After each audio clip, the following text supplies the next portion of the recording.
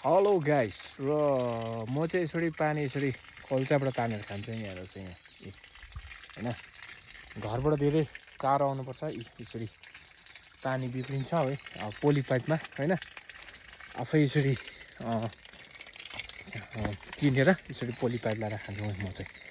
तपाईहरु कसरी खानुहुन्छ हो 2 दिन 3 दिनमा बिग्रिबस्छ पानी हो यसरी बनाउनु हुनुपर्छ जंगलमा हैन पानीले चाहिँ है दुखा चाहिँ दिन्छ छनु चाहिँ सानो भए पनि आउँछ